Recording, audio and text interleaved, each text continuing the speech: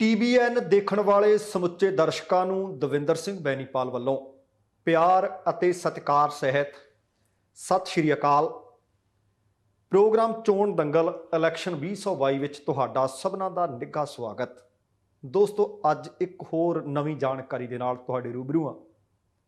ਕੋਸ਼ਿਸ਼ ਕਰਦਾ ਹਾਂ ਕਿ ਇਹਨਾਂ ਪ੍ਰੋਗਰਾਮਾਂ ਦੇ ਵਿੱਚ ਚੋਣ ਮੁੱਦੇ ਕੀ ਹੋਣ, ਕੀ ਚਿਹਰਿਆਂ ਦੀ ਰਾਜਨੀਤੀ ਹੋਵੇ, ਕੀ ਸਟੇਜ ਤੋਂ ਪ੍ਰਚਾਰੀਆਂ ਜਾ ਰਹੀਆਂ ਗੱਲਾਂ ਅਸਲ ਦੇ ਵਿੱਚ ਹਕੀਕਤ ਵਿੱਚ ਨਜ਼ਰ ਆ ਰਹੀਆਂ ਨੇ, ਜਾਂ ਫਿਰ ਕਿਸੇ ਵਿਧਾਨ ਸਭਾ ਹਲਕੇ ਦੀ ਕੀ ਸਥਿਤੀ ਹੈ, ਕੀ ਉਹਦਾ ਇਤਿਹਾਸਕ ਪਿਛੋਕੜ ਰਿਹਾ ਹੈ, ਕਿਹਦੀ ਇੱਜ਼ਤ ਦਾਅ ਤੇ ਲੱਗੀ ਹੋਈ ਹੈ ਤੇ ਉੱਥੋਂ ਦਾ ਵੋਟਰ ਕੀ ਸੋਚਦਾ ਹੈ, ਵਗੈਰਾ ਵਗੈਰਾ ਆਪਣੇ ਇਹਨਾਂ ਪ੍ਰੋਗਰਾਮਾਂ ਵਿੱਚ ਜ਼ਿਕਰ ਕਰਨ ਦੀ ਕੋਸ਼ਿਸ਼ ਕਰਦਾ ਹੈ।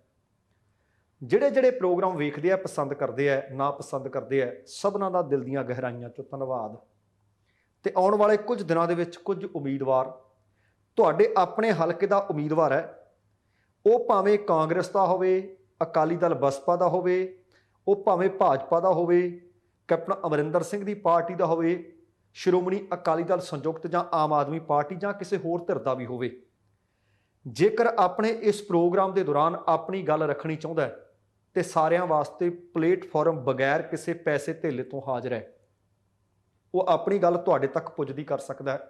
ਸਾਰਿਆਂ ਦਾ ਸਵਾਗਤ ਹੋਵੇਗਾ। ਸਵਾਲ ਆਪਣੇ ਹੋਣਗੇ ਤੇ ਜਵਾਬ ਉਹਨਾਂ ਦੇ ਹੋਣਗੇ। ਤੇ ਉਮੀਦ ਕਰਦਾ ਕਿ ਆਉਣ ਵਾਲੇ ਕੁਝ ਦਿਨਾਂ ਦੇ ਵਿੱਚ ਕੁਝ ਜਿਹੜੇ ਉਮੀਦਵਾਰ ਚੋਣ ਮੈਦਾਨ ਵਿੱਚ ਨਿਤਰੇ ਹੋਏ ਨੇ, ਉਹਨਾਂ ਦੀਆਂ ਗੱਲਾਂ ਬਾਤਾਂ ਆਪਣੇ ਇਸ ਪ੍ਰੋਗਰਾਮ ਦੇ ਜ਼ਰੀਏ ਤੁਹਾਡੇ ਰੂਬਰੂ ਕਰਾਂਗੇ। ਤੇ ਅੱਜ ਆਪਾਂ ਗੱਲ ਕਰਨੀ ਹੈ, ਚੋਣਾਂ ਦਾ ਮੈਦਾਨ ਭਖ ਰਿਹਾ ਹੈ, ਵਿਧਾਨ ਸਭਾ ਹਲਕਾ ਅਬੋਹਰ ਦੀ। ਅਬੋਹਰ ਦੇ ਵਿੱਚ ਕਿਹਦੀ ਕਦੋਂ ਸਰਦਾਰੀ ਰਹੀ, ਕਿਹਨੂੰ ਜਿੱਤ ਨਸੀਬ ਹੋਈ ਤੇ ਕਿਹੜਾ ਹਰਦਾ ਰਿਹਾ। ਵਿਧਾਨ ਸਭਾ ਹਲਕਾ ਅਬੋਹਰ ਦੇ ਵਿੱਚ ਭਾਰਤੀ ਜਨਤਾ ਪਾਰਟੀ ਨੂੰ ਲੱਗਦਾ ਕਿ ਅਸੀਂ ਪਿਛਲੀ ਵਾਰੀ ਸੁਨੀਲ ਜਾਖੜ ਹੋਰਾਂ ਨੂੰ ਇਹ ਹਰਾ ਕੇ ਸੀਟ ਜਿੱਤੀ ਸੀ ਤੇ ਅਸੀਂ ਆਪਣੀ ਸਰਦਾਰੀ ਬਰਕਰਾਰ ਰੱਖਣੀ ਹੈ, ਪਰ ਤੋਲੇ ਜਾ ਰਹੇ ਨਹੀਂ। ਤੇ ਦੂਸਰੇ ਪਾਸੇ ਜਾਖੜ ਪਰਿਵਾਰ ਦੀ ਇੱਜ਼ਤ ਵੀ ਦਾਅ ਤੇ ਲੱਗੀ ਹੋਈ ਹੈ। ਜੇ ਜਾਖੜ ਪਰਿਵਾਰ ਇਹ ਸੀਟ ਜਿੱਤ ਕੇ ਕਾਂਗਰਸ ਦੀ ਝੋਲੀ ਨਹੀਂ ਪਾਉਂਦੇ ਤਾਂ ਉਹਨਾਂ ਦਾ ਨਾਮ ਇਸ ਵਕਤ ਉਹਨਾਂ ਚਿਹਰਿਆਂ ਦੇ ਵਿੱਚ ਕਾਂਗਰਸ ਦੇ ਵੱਲੋਂ ਪ੍ਰਚਾਰਿਆ ਜਾ ਰਿਹਾ ਹੈ, ਜਿਨ੍ਹਾਂ ਦੇ ਉੱਤੇ ਕਾਂਗਰਸ ਇਸ ਵਕਤ ਲੋਕਾਂ ਕੋਲੋਂ ਵੋਟ ਮੰਗ ਰਹੀ ਹੈ। ਪਰ ਜੇ ਇੱਥੋਂ ਆਪਣੇ ਭਤੀਜੇ ਨੂੰ, ਜਿਨ੍ਹਾਂ ਨੂੰ ਟਿਕਟ ਦਿਵਾਉਣ 'ਚ ਤਾਂ ਕਾਮਯਾਬ ਹੋ ਗਏ, ਪਰ ਜੇ ਸੀਟ ਨਹੀਂ ਜਿੱਤਦੇ ਤਾਂ ਹੋ ਸਕਦਾ ਜੇ ਕਾਂਗਰਸ ਪਾਰਟੀ ਨੂੰ ਬਹੁਮਤ ਮਿਲਦਾ ਹੈ ਤਾਂ ਇਹ ਗੱਲ ਉਹਨਾਂ ਦੇ ਵਿਰੁੱਧ ਜਾਵੇ ਕਿ ਜਾਖੜ ਪਰਿਵਾਰ ਪਿਛਲੀ ਵਾਰੀ ਵੀ ਹਰਿਆ ਤੇ ਇਸ ਵਾਰੀ ਫੇਰ ਸੀਟ ਨਾ ਜਿੱਤ ਸਕਿਆ। ਪਰ ਹਾਲੇ ਅਬੋਹਰ ਹਲਕੇ ਦੇ ਵੋਟਰਾਂ ਨੇ ਇਹ ਫੈਸਲਾ ਕਰਨਾ ਹੈ। ਗੱਲ ਕਰਦੇ ਹਾਂ ਅਬੋਹਰ ਦੇ ਇਸ ਹਲਕੇ ਦੀ। ਇਸ ਹਲਕੇ ਦੇ ਵਿੱਚ ਪੁਰਾਣੇ ਸਮੇਂ ਦੇ ਵਿੱਚ ਜਦੋਂ ਤੋਂ ਪੰਜਾਬ ਦੇ ਵਿੱਚ, ਜਦੋਂ ਤੋਂ ਭਾਰਤ ਵਿੱਚ ਚੋਣਾਂ ਹੋਣ ਲੱਗੀਆਂ ਨੇ, ਕਿ ਉਦੋਂ ਤੋਂ ਕੌਣ ਜਿੱਤਦਾ ਰਿਹਾ ਤੇ ਕੌਣ ਹਾਰਦਾ ਰਿਹਾ। ਕਿ ਜਾਖੜ ਪਰਿਵਾਰ ਸੱਚਮੁੱਚ ਖੁਸ਼ੀ ਹੋਈ ਸੀਟ ਦੁਬਾਰਾ ਪ੍ਰਾਪਤ ਕਰ ਸਕਦਾ ਜਾਂ ਨਹੀਂ।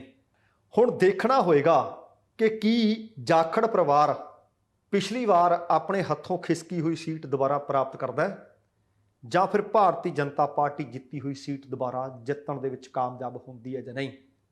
ਹੁਣ ਚੁਣਾਵੀ ਇਤਿਹਾਸ ਤੇ ਨਜ਼ਰ ਮਾਰਦੇ ਹਾਂ। ਜੇਕਰ ਨਜ਼ਰ ਮਾਰੀਏ ਤਾਂ ਪਤਾ ਲੱਗਦਾ ਹੈ ਕਿ ਪੰਜਾਬ ਦੇ ਵਿੱਚ 15 ਵਾਰ ਹੋਈਆਂ ਵਿਧਾਨ ਸਭਾ ਚੋਣਾਂ ਦੇ ਵਿੱਚ ਇਸ ਅਬੋਹਰ ਹਲਕੇ ਤੋਂ ਕਾਂਗਰਸ ਨੇ 9 ਵਾਰ ਜਿੱਤ ਪ੍ਰਾਪਤ ਕੀਤੀ। ਜਨ ਸੰਘ ਅਤੇ ਭਾਜਪਾ, ਕਿਉਂਕਿ ਵਾਰੀ-ਵਾਰੀ ਉਹਨਾਂ ਦੇ ਨਾਂ ਬਦਲਦੇ ਰਹੇ ਹੈ, ਪਹਿਲਾਂ ਜਨ ਸੰਘ ਸੀ ਤੇ ਹੁਣ ਭਾਜਪਾ ਹੈ, ਇਹਨਾਂ ਨੇ ਕੁੱਲ 6 ਵਾਰ ਇਸ ਸੀਟ ਤੇ ਜਿੱਤ ਦਰਜ ਕੀਤੀ ਹੈ। ਪੰਜਾਬ ਦੇ ਵਿੱਚ ਸਭ ਤੋਂ ਪਹਿਲੀ ਵਾਰ ਜਦੋਂ ਭਾਰਤ ਆਜ਼ਾਦ ਹੁੰਦਾ ਹੈ, ਪਹਿਲੀ ਵਾਰ ਜਿਹੜੀਆਂ ਵਿਧਾਨ ਸਭਾ ਦੀਆਂ ਚੋਣਾਂ ਹੁੰਦੀਆਂ ਨੇ ਉਹ 1952 ਚ ਹੋਈਆਂ ਸੀ। 1952 ਦੀਆਂ ਵਿਧਾਨ ਸਭਾ ਚੋਣਾਂ ਦੇ ਵਿੱਚ ਅਬੋਹਰ ਵਿਧਾਨ ਸਭਾ ਹਲਕੇ ਤੋਂ ਕਾਂਗਰਸ ਦੇ ਚਾਂਦੀ ਰਾਮ ਵਰਮਾ ਉਮੀਦਵਾਰ ਵਜੋਂ ਇਸ ਹਲਕੇ ਵਿੱਚ ਉਤਰਦੇ ਨੇ। ਕਾਂਗਰਸ ਉਹਨਾਂ ਨੂੰ ਉਮੀਦਵਾਰ ਬਣਾਉਂਦੀ ਹੈ ਅਤੇ ਉਹ ਇੱਥੋਂ ਜੇਤੂ ਰਹਿੰਦੇ ਨੇ। ਉਹਦੇ ਤੋਂ ਬਾਅਦ ਅਗਲੀਆਂ ਚੋਣਾਂ 1957 ਚ ਹੋਈਆਂ। 1957 ਦੀ ਹੋਈ ਵਿਧਾਨ ਸਭਾ ਚੋਣ ਦੇ ਵਿੱਚ ਜਨ ਸੰਘ ਦੇ ਉਮੀਦਵਾਰ ਸਹੀ ਰਾਮ ਨੂੰ ਜਿੱਤ ਪ੍ਰਾਪਤ ਹੁੰਦੀ ਹੈ। ਤੀਸਰੀ ਵਾਰ ਪੰਜਾਬ ਦੇ ਵਿੱਚ ਵਿਧਾਨ ਸਭਾ ਦੀ ਚੋਣ ਸਨ 1962 ਚ ਹੁੰਦੀ ਹੈ। 1962 ਦੀਆਂ ਵਿਧਾਨ ਸਭਾ ਚੋਣਾਂ ਦੇ ਵਿੱਚ ਕਾਂਗਰਸ ਜਨ ਸੰਘ ਦੇ ਉਮੀਦਵਾਰ ਨੂੰ ਹਰਾ ਕੇ ਦੁਬਾਰਾ ਜਿੱਤ ਇੱਥੋਂ ਪ੍ਰਾਪਤ ਕਰਦੀ ਹੈ। ਕਾਂਗਰਸ ਦੇ ਚਾਂਦੀ ਰਾਮ ਵਰਮਾ ਇੱਕ ਵਾਰ ਫਿਰ ਅਬੋਹਰ ਤੋਂ MLA ਚੁਣੇ ਜਾਂਦੇ ਨੇ ਅਤੇ ਪੰਜਾਬ ਸਰਕਾਰ ਦੇ ਵਿੱਚ ਉਸ ਵਕਤ 1962 ਦੇ ਵਿੱਚ ਜਿੱਤ ਦਰਜ ਕਰਨ ਤੋਂ ਬਾਅਦ ਉਹ ਮੰਤਰੀ ਦੇ ਅਹੁਦੇ ਤੇ ਵਿਰਾਜਮਾਨ ਹੁੰਦੇ ਨੇ। ਫਿਰ ਆਉਂਦੀ ਆ 1967 ਦੀ ਚੋਣ। 1967 ਦੇ ਵਿੱਚ ਇੱਥੋਂ ਚੋਣਾਂ ਦੇ ਵਿੱਚ ਭਾਜਪਾ ਦੇ ਚੌਧਰੀ ਸਤਿਆਦੇਵ ਜਿੱਤਦੇ ਨੇ, ਐਮਐਲਏ ਬਣਦੇ ਆ। 2 ਸਾਲ ਬਾਅਦ ਦੁਬਾਰਾ ਫਿਰ ਚੋਣਾਂ ਹੁੰਦੀਆਂ ਨੇ, ਜਿਸ ਵਿੱਚ ਸਤਿਆਦੇਵ ਨੂੰ ਫਿਰ ਜਿੱਤ ਨਸੀਬ ਹੋਈ। ਕਹਿਣ ਦਾ ਭਾਵ ਇਹ ਸਵਿੰਗ ਰਿਹਾ, ਕਦੇ ਕਾਂਗਰਸ ਜਿੱਤਦੀ ਰਹੀ ਤੇ ਕਦੇ ਇੱਥੋਂ ਜਨਸੰਘ ਜਾਂ ਭਾਜਪਾ ਜਿੱਤਦੀ ਰਹੀ। ਇਹਨਾਂ ਚੋਣਾਂ ਤੋਂ ਬਾਅਦ ਇਸ ਹਲਕੇ ਦੇ ਵਿੱਚ ਜਾਖੜ ਪਰਿਵਾਰ ਰਾਜਨੀਤੀ ਦੇ ਵਿੱਚ ਪ੍ਰਵੇਸ਼ ਕਰਦਾ ਹੈ। 1972 ਦੀਆਂ ਵਿਧਾਨ ਸਭਾ ਚੋਣਾਂ ਹੁੰਦੀਆਂ ਨੇ। 1972 ਦੀ ਵਿਧਾਨ ਸਭਾ ਚੋਣ ਦੇ ਵਿੱਚ ਬਲਰਾਮ ਜਾਖੜ ਸਾਹਿਬ ਇੱਥੋਂ ਆਪਣੀ ਕਿਸਮਤ ਅਜ਼ਮਾਉਂਦੇ ਨੇ। ਕਾਂਗਰਸ ਪਾਰਟੀ ਉਹਨਾਂ ਨੂੰ ਟਿਕਟ ਦਿੰਦੀ ਹੈ ਅਤੇ ਬਲਰਾਮ ਜਾਖੜ ਇੱਥੋਂ ਜਿੱਤ ਦਰਜ ਕਰਦੇ ਹੈ। ਦੂਸਰੀ ਵਾਰ ਫਿਰ ਬਲਰਾਮ ਜਾਖੜ ਨੇ 1977 ਦੇ ਵਿੱਚ ਇੱਥੋਂ ਹੀ ਕਿਸਮਤ ਅਜਮਾਈ, ਕਾਂਗਰਸ ਨੇ ਟਿਕਟ ਦਿੱਤੀ ਅਤੇ ਫਿਰ ਜਿੱਤ ਪ੍ਰਾਪਤ ਕੀਤੀ ਤੇ ਉਹਨਾਂ ਦੇ ਨਾਮ ਦਾ ਉੱਥੇ ਡੰਕਾ ਦੂਸਰੀ ਵਾਰ ਲਗਾਤਾਰ ਵੱਜਿਆ। 1977 ਦੀਆਂ ਚੋਣਾਂ ਵਿੱਚ ਜਿੱਤ ਪ੍ਰਾਪਤ ਕਰਨ ਤੋਂ ਬਾਅਦ ਬਲਰਾਮ ਜਾਖੜ ਬਿਲਕੁਲ ਸੁਨੀਲ ਜਾਖੜ ਵਾਂਗੂ ਫਿਰ ਕੇਂਦਰ ਦੀ ਸਿਆਸਤ ਵਿੱਚ ਵੀ ਉਹਨਾਂ ਦੀ ਕਿਸਮਤ ਅਜਮਾਉਣ ਦਾ ਉਹਨਾਂ ਨੂੰ ਮੌਕਾ ਦਿੱਤਾ ਜਾਂਦਾ ਹੈ।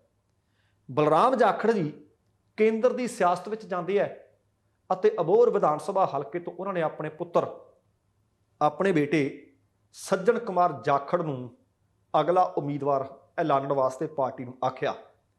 1980 ਦੀਆਂ ਪੰਜਾਬ ਵਿਧਾਨ ਸਭਾ ਚੋਣਾਂ ਦੇ ਵਿੱਚ ਉਹ ਟਿਕਟ ਉਹਨਾਂ ਨੂੰ ਦਿਵਾਉਂਦੇ ਆ ਅਤੇ ਇੱਥੋਂ ਸੱਜਣ ਕੁਮਾਰ ਜਾਖੜ ਵੀ ਜਿੱਤ ਦਰਜ ਕਰਦੇ ਆ।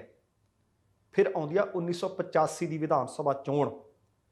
1985 ਦੀ ਵਿਧਾਨ ਸਭਾ ਚੋਣ ਦੇ ਵਿੱਚ ਭਾਜਪਾ ਦੀ ਟਿਕਟ ਤੇ ਚੋਣ ਲੜਨ ਵਾਲੇ ਬਿਲਕੁਲ ਨਵੇਂ ਚਿਹਰੇ ਅਰਜਨ ਸਿੰਘ, ਅਬੋਹਰ ਹਲਕੇ ਦੇ ਲੋਕ ਉਹਨਾਂ ਨੂੰ ਜਿਤਾ ਕੇ ਵਿਧਾਨ ਸਭਾ ਦੇ ਵਿੱਚ ਭੇਜ ਦਿੰਦੇ ਨੇ।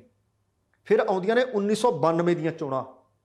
ਤੁਹਾਨੂੰ ਵੀ ਚੇਤਾ ਹੋਣਾ ਹੈ, ਪੰਜਾਬ ਦੇ ਵਿੱਚ ਕਈ ਵਰ੍ਹਿਆਂ ਦੇ ਰਾਸ਼ਟਰਪਤੀ ਰਾਜ ਤੋਂ ਬਾਅਦ 1992 ਦੀਆਂ ਜਦੋਂ ਚੋਣਾਂ ਹੁੰਦੀਆਂ ਨੇ, 1992 ਦੀ ਚੋਣ ਦੇ ਵਿੱਚ ਕਾਂਗਰਸ ਨੂੰ ਛੱਡ ਕੇ ਬਹੁਤੀਆਂ ਸਿਆਸੀ ਧਿਰਾਂ ਨੇ ਉਹਨਾਂ ਚੋਣਾਂ ਦਾ ਬਾਈਕਾਟ ਕੀਤਾ ਹੋਇਆ ਸੀ।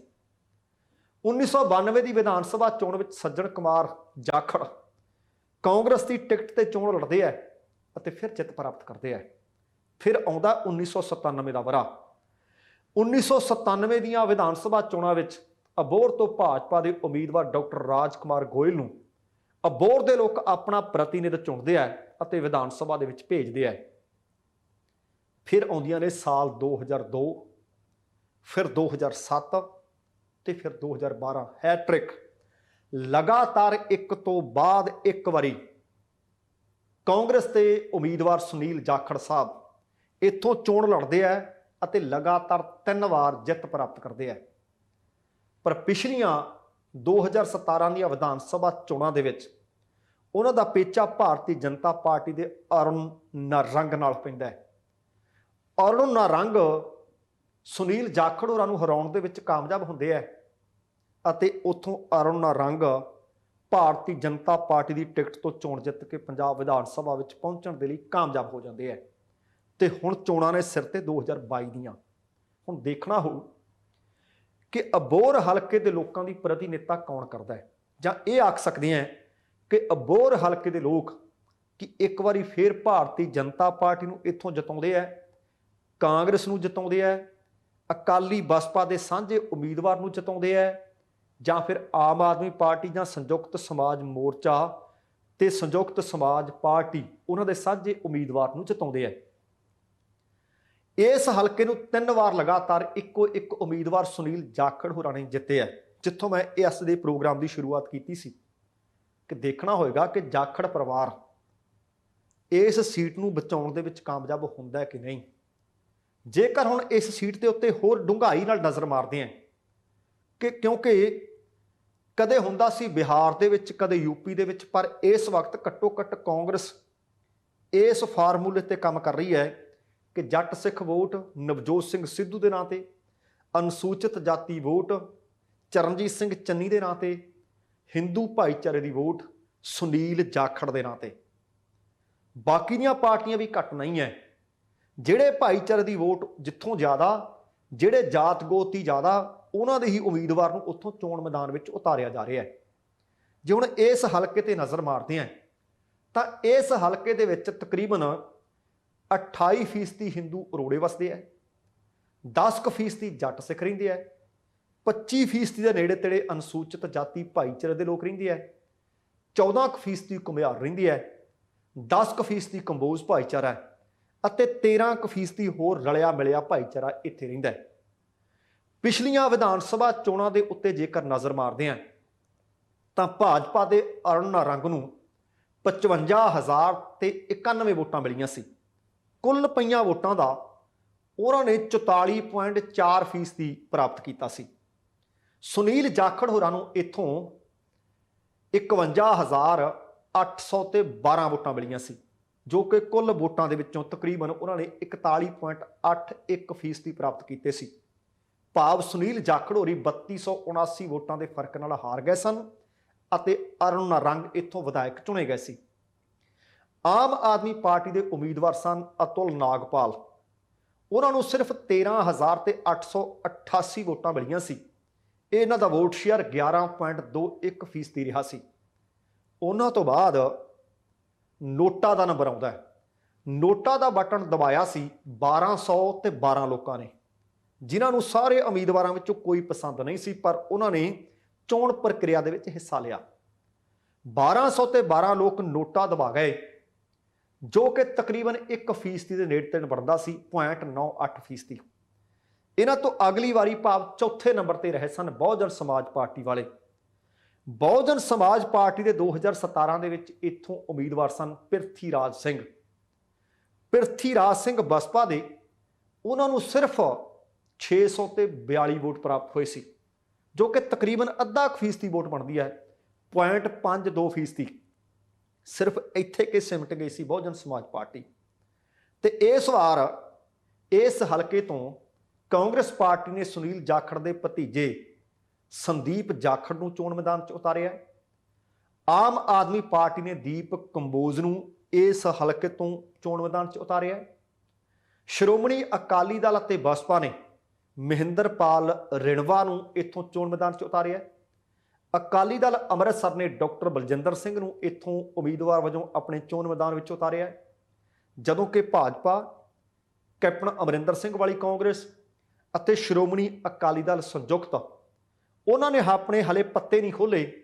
ਉਹ ਪੜਤੋਲ ਰਹੀਆਂ ਨੇ ਕਿ ਕਿਹਨੂੰ ਉਮੀਦਵਾਰ ਬਣਾਇਆ ਜਾਵੇ ਤੇ ਕਿਹਨੂੰ ਨਾ। ਵੇਖੋ ਕਿ ਕੀ ਇੱਥੋਂ ਦੁਬਾਰਾ ਅਰੁਣ ਨਾਰੰਗ ਨੂੰ ਹੀ ਟਿਕਟ ਮਿਲਦੀ ਹੈ ਜਾਂ ਕਿਸੇ ਨੂੰ ਹੋਰ। ਸੰਯੁਕਤ ਸਮਾਜ ਮੋਰਚੇ ਨੇ ਵੀ ਹਾਲੇ ਇੱਥੋਂ ਆਪਣੇ ਉਮੀਦਵਾਰ ਦਾ ਐਲਾਨ ਨਹੀਂ ਕੀਤਾ, ਕਿਉਂਕਿ ਇਹ ਜਿਹੜੀ ਸੀਟ ਹੈ, ਜਿਸ ਤਰ੍ਹਾਂ ਇਹਦੇ ਇਤਿਹਾਸ ਤੇ ਨਜ਼ਰ ਮਾਰੀ ਹੈ, ਇਹ ਕਦੇ ਕਾਂਗਰਸ ਕੋਲ ਰਹੀ ਹੈ ਤੇ ਕਦੀ ਭਾਰਤੀ ਜਨਤਾ ਪਾਰਟੀ ਦੇ ਕੋਲ ਰਹੀ ਹੈ। ਭਾਵ ਇਹਨਾਂ ਦੇ ਦਰਮਿਆਨ ਹੀ ਆਪਸ ਦੀ ਟੱਕਰ ਰਹੀ ਹੈ।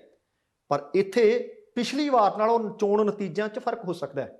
ਉਹਦਾ ਕਾਰਨ ਹੈ ਕਿ ਭਾਰਤੀ ਜਨਤਾ ਪਾਰਟੀ ਅਤੇ ਸ਼੍ਰੋਮਣੀ ਅਕਾਲੀ ਦਲ ਦਾ ਪਿਛਲੀ ਵਾਰ ਇੱਥੇ ਗੱਠਜੋੜ ਸੀ। ਇਸ ਵਾਰ ਭਾਰਤੀ ਜਨਤਾ ਪਾਰਟੀ ਪਹਿਲੀ ਗੱਲ ਤਾਂ ਸ਼੍ਰੋਮਣੀ ਅਕਾਲੀ ਦਲ ਦੇ ਨਾਲੋਂ ਤੋੜ ਵਿਛੋੜਾ ਕਰਕੇ ਕੈਪਟਨ ਅਮਰਿੰਦਰ ਸਿੰਘ ਅਤੇ ਸ਼੍ਰੋਮਣੀ ਅਕਾਲੀ ਦਲ ਸੰਯੁਕਤ ਦੇ ਨਾਲ ਗੱਠਜੋੜ ਕਰਕੇ ਚੋਣ ਲੜ ਰਹੀ ਹੈ। ਚੋਣ ਸਮੀਕਰਨ ਵੱਖਰੇ ਹੋਣਗੇ। ਦੂਸਰਾ, ਭਾਰਤੀ ਜਨਤਾ ਪਾਰਟੀ ਨੇ ਜਿਹੜੇ 3 ਖੇਤੀ ਸੁਧਾਰ ਕਾਨੂੰਨ ਸੋ ਕਾਲਡ ਕਹਿੰਦੇ ਨੇ ਬਣਾਏ ਸੀ, ਪਰ ਆਖਰਕਾਰ ਉਹ ਕਾਨੂੰਨ ਵਾਪਸ ਲਏ। ਬਹੁਤ ਸਾਰੇ ਭਾਈਚਾਰੇ ਇਸ ਕਰਕੇ ਨਾਰਾਜ਼ ਨੇ ਕਿ ਕਾਨੂੰਨ ਚੰਗੇ ਜਾਂ ਮਾੜੇ, ਹੁਣ ਇਸ ਗੱਲ ਦੀ ਡਿਬੇਟ ਨਹੀਂ ਹੁੰਦੀ।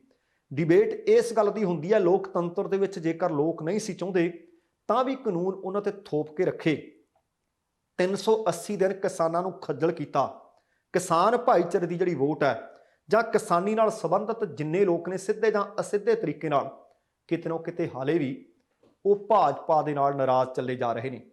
ਤੇ ਸ਼ਾਇਦ ਤੁਹਾਨੂੰ ਯਾਦ ਹੋਣਾ, ਮਲੋਟ ਦੇ ਵਿੱਚ ਇੱਥੋਂ ਦੇ ਚੁਣੇ ਹੋਏ ਵਿਧਾਇਕ ਅਰੁਣ ਨਾਰੰਗ ਨਾਲ ਜੋ ਕੁਝ ਹੋਇਆ ਸੀ, ਉਹ ਕੋਈ ਗੁੱਝਾ ਨਹੀਂ, ਉਹ ਕੋਈ ਲੁਕਿਆ ਛਿਪਿਆ ਨਹੀਂ ਹੈ।